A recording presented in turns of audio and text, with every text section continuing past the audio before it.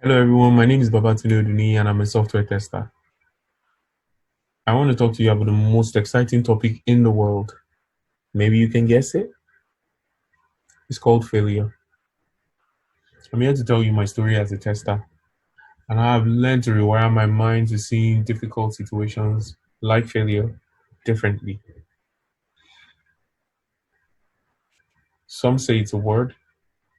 I decided to make it an acronym. First attempt in learning. The story of a nervous tester to a curious tester.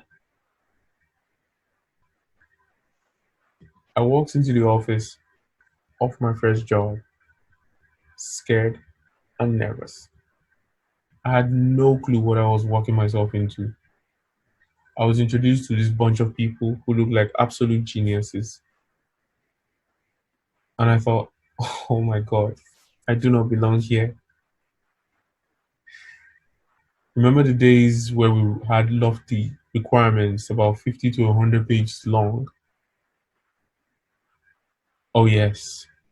What I did was bury myself in it intentionally, acted like I enjoyed it, and dreaded every minute someone was going to tell me to come write a test case. Because you know what? I didn't know how to write one. And I kind of knew I was going to be terrible at it.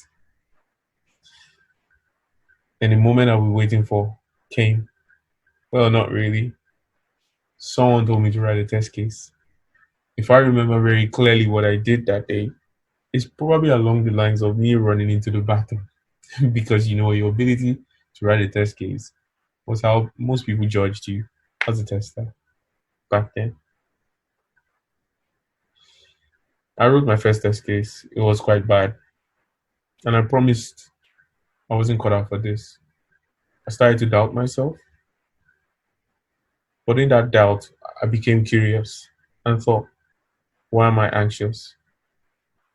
Because I questioned my ability, I started to look for answers, which led me into doing a bit of research. I started to become curious about how the mind worked. And my curiosity led me into reading books about the mind, metacognition, things along the lines of philosophy.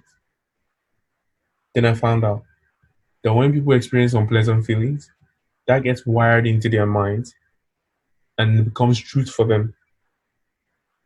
And the mind prefers pleasure over pain. So as the mind tries to go into the unfamiliar, it remembers the pain and tries to go back to a familiar pattern. Then it hit me. I do want to be a good tester, so I must continue to write bad test cases. Well, not intentionally, but you get what I mean. The more I wrote it, the better I became. Fast forward 3 years. If I thought writing test cases was bad, as the world moved into the automation, my greatest fears came staring in my face. I never liked writing code. In fact, I didn't even understand it. So I deliberately ran away from anything that made me engage in writing code or reading it in any form.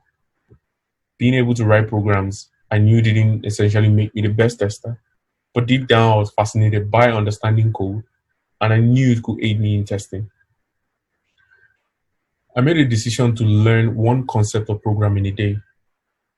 Whether I understood it or not, I did it relentlessly and even started to stare at code people wrote and got familiar with being totally clueless about what was going on.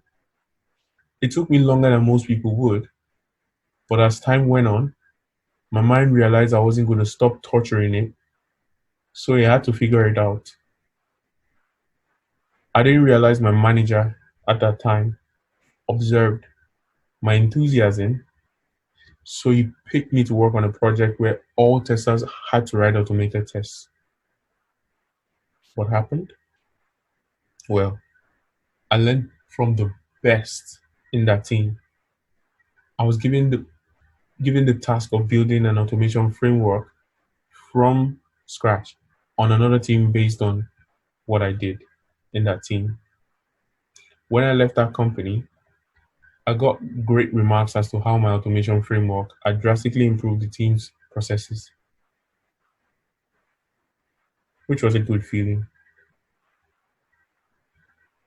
And another good feeling, which you might not have observed, is probably you can see I'm a bit nervous recording this video. I had to convince myself that this was my first attempt in learning how to be comfortable to express myself as a tester and tell myself, or rather, tell my story.